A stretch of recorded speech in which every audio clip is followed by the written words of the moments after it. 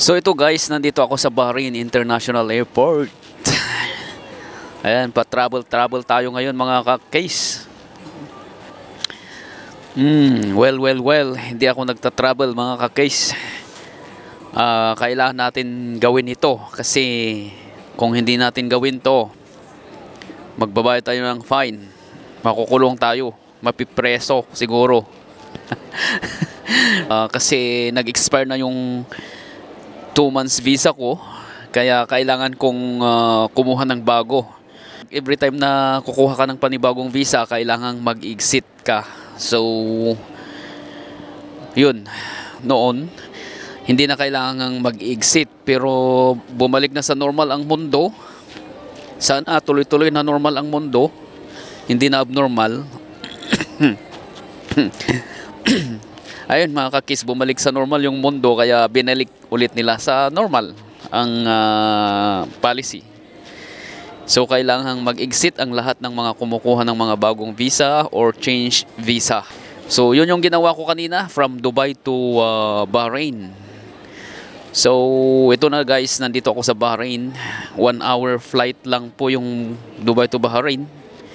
Pero ang problema mga ka-case, 6 hours ako mag-iintay dito sa Bahrain International Airport pabalik sa Dubai. Well, be patient sa pag-aantay. Kasi kung hindi ka na makabalik ng Dubai. Sana magiging last itong exit ko kasi ayaw ko nang mag-exit na ulit. Sana, hoping.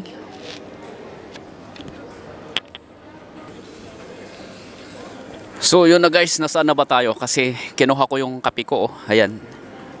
Ito yung kape ko. Kumuha ko ng kape mga ka-case. Kasi tignan nyo naman ang aking mata na kamumulagat dito. Kaantay sa 6 hours. 6 hours tayo talagang mag-antay dito pabalik ng Dubai. Kaya kailangan nating magkape. Ayun, medyo may kamahanan lang yung mga bilihin dito sa Bahrain kaysa Dubai. Mas mura sa Dubai kaysa sa dito sa Bahrain. Pero kailangan natin bumili, no choice, para maunat-unat ang mga urat at saka para mabuhay-buhay ang mga feelings. Ang mga mata ay mamulagat na. Kapilang ang aking binili mga ka-case kasi syempre budgeted tayo. Tinatakpan ko yung dalawang babae sa likod para hindi makita mga ka-case.